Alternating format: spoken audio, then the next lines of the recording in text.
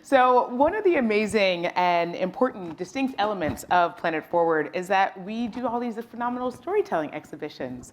As the director of academic adventures, I get to accompany some of our amazing correspondents and storytellers on those journeys. So we really encourage them to get out, get into the field, go far and wide, meet people, talk to someone who's completely, utterly different from you, and tell compelling stories. And we know that exploration leads to new horizons, which can change the way we think about the way we see the world around us. So this past year, Planet Forward took students to Iceland and the Galapagos with Lindblad Expeditions, to Dearborn, Michigan with Ford, and we hosted 5 frontline climate fellows with support from the Helen Gurley Brown Foundation. We took students to Rome with the Food and Agriculture Organization, to the UN to attend the World Food Security Conference. These amazing opportunities and stories are emphasizing everything from collaboration, innovation, and problem solving. So we're going to invite some of our amazing storytellers to join us. So we have right now, oh, we have Morghan, Manuel. Morghan, come on out. Howard University. We're going to do 1, 2, 3. Yeah. We have Morghan, we have Joy Reeves, and we have Devin Santikarma. So thank you all so much for being here. These guys, it's amazing. So I really want to know, and Morghan, we'll start with you because you're right here, and also from my alma mater. And so I would love for you to share a little bit about the trip that we did just literally about 4 weeks ago to Dearborn, Michigan. How was it engaging? What did you learn? Okay, so yes, we went to Dearborn, Michigan, and our assignment was to interview the startups at New Lab who have innovative companies going on in terms of mobility. And so my assignment was to interview Ernest Ike, his Shandoka electric motorcycle company, and he's taking old models of the engines and he's replacing them with electric adapters. So that was really interesting, but just being able to tour the Ford facilities and their sustainability initiatives were amazing, on top of learning about the Michigan Central Station and how that really affected the surrounding community. So that was a really quick turnaround of a trip. I think it was less than 24 hours, but I truly enjoyed being able to geek with the other journalists around. So. Amazing. Yeah, I love it. So collaborating and meeting people, and that's fantastic. And I would love to also hear, where did you go? So, hi everybody. I'm Joy. I was a Planet Forward correspondent last year from Duke University, and I now work at the Rachel Carson Council in DC. I went to the Galapagos, the trip that everyone has a lot of questions about. And I'll do my best to explain it in a short fashion, but it was honestly life-changing in one word. It was a dream. I think in all my years of being a student, I forgot what it was like to truly sit there and learn and see. And one of the naturalists said we were out there seeing with our hearts, and that's exactly what it felt like. Every moment I spent playing with sea lions who were completely unafraid of me, and the parent sea lions would be supervising like it was a play date or something. It was surreal. Seeing the blue-footed boobies and frigate birds, and I checked out every bird book in the library to have that student ethos behind my trip. And all of us just really, we got to know all the naturalists, spoke Spanish with Frank. The two of us were befriending everybody on the ship. And from the paddleboarding to the kayaking to the experiences that we had watching evolution unfold and the Darwinian legacy of the islands was incredible. And I think, you know, from the giant tortoises to the ancient landscapes around us, it was a trip that I will never forget in my lifetime, and that reminded me why I want to be an environmentalist. Awesome. Thank you, Joy. And Devin, tell us a little bit about not only the amazing things that you're doing, we can talk a little bit, of course, about the Rome trip, but really your experiential learning fund. You did some awesome things and you were in Bali, so tell us about that. Yeah, so hi everyone, my name is Devin. I was fortunate to get a experimental learning fund grant to study water resource management in Bali, which is where I was born and where I call my home when I'm not up in school in Vermont.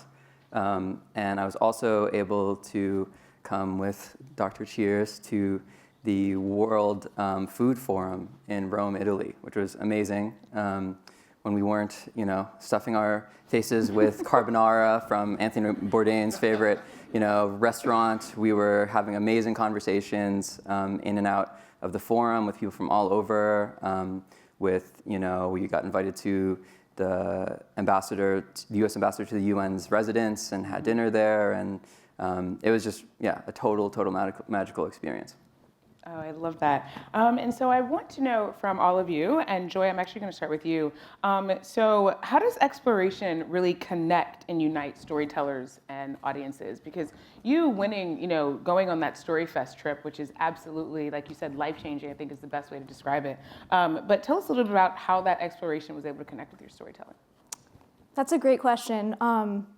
The immersive element was really helpful, especially because we were a small group of Storyfest winners, and we were each writing stories while we were out in the Galapagos. So technically, we had an assignment. I mean, there was a great balance of exploration and fun, and then the storytelling. But I was able to write a story about marine iguanas. And they're the image of what inspired Godzilla, and a fascinating creature, the only marine iguana species in the world. And I wrote a story about an organization that uses drones and technology, and also a community of people online during the pandemic, sitting in their dorm rooms and their houses across the United States, counting iguanas for conservation purposes online, like a crowdsourced website on Zooniverse.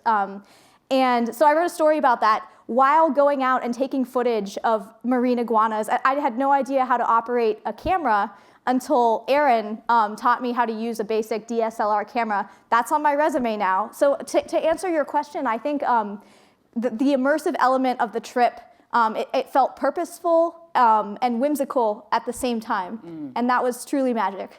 That's incredible. And Morghan, I think you know a little bit about how not only kind of like you said, our trip to Dearborn was short and sweet, but we thought we had everything planned out, but then we didn't. Right? And then right before you were getting ready to conduct your interview, what happened? My original assignment was actually Intermode, a different company that I did all this research for beforehand. Super prepared. Yes, super prepared. And it was the morning of, Dr. Cheers goes, and your new assignment is? And so at that time, we also didn't even know who the CEO behind it was. So I was like, okay, I just have a name.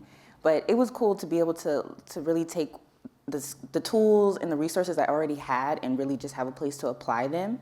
And that just made the trip, because it built more confidence in me to be able to, I got this. I can just, shift a little bit. And that's what I did. And I think it made for a better story ultimately. Yeah, and you were really prepared. And then so many times when we're in the field, people don't show up. Interviews get canceled or they get pushed around, and we still have to be able to shift accordingly, and you did a great job with that. And Morghan's story is actually up on planetforward.org, so definitely check that out. Devin, tell us a little bit more. I mean, you having such a unique perspective, being from Bali, and then being able to go back to your home and tell compelling stories. Tell us a little bit about the personal aspect of that, and then how that came out, in particular with your storytelling around your water story.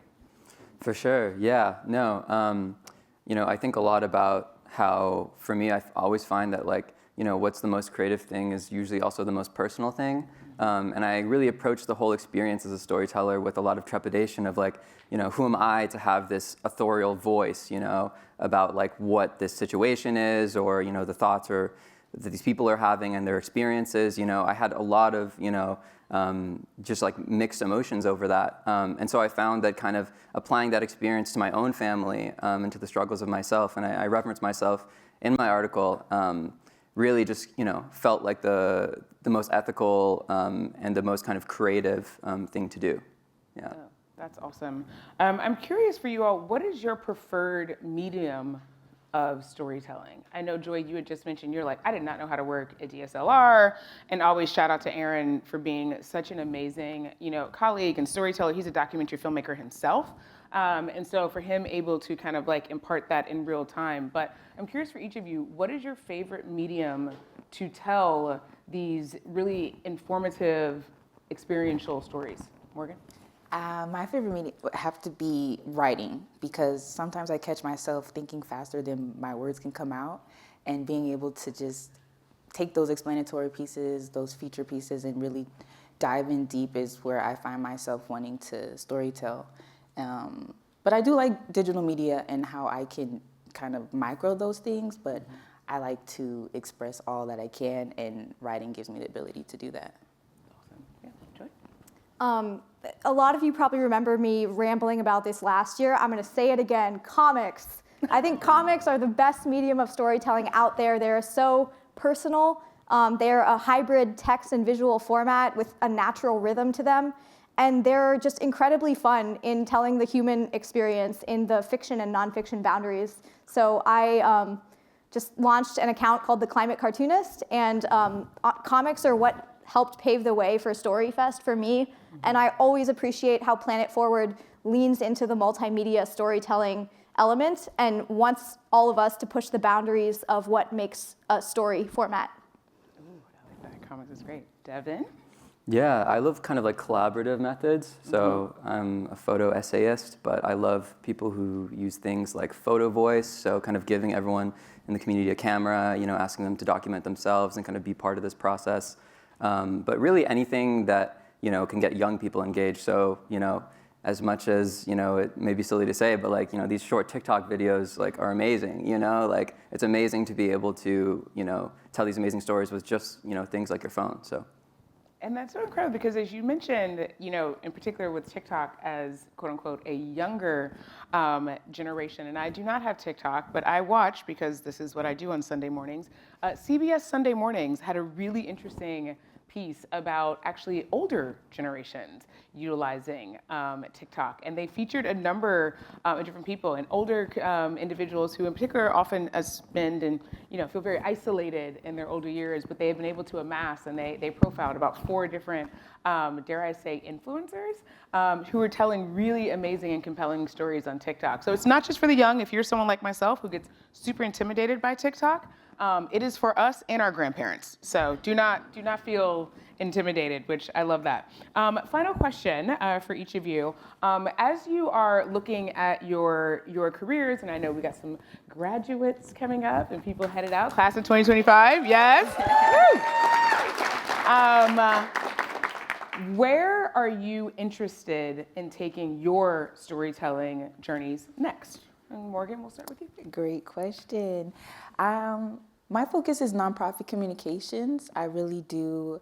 My mother, she has LCSW, and I've learned from her that going back to your community and giving back is a huge deal. So I want to pursue my master's in social work so I can work on the macro level and the communications of it and everything. So that's where my guide is, and my internship currently is a nonprofit communications gig. So I'm hoping to take that full time back home. Where's home? Southern California. Okay, yes, I love that. Awesome. Okay, thank you. Joy?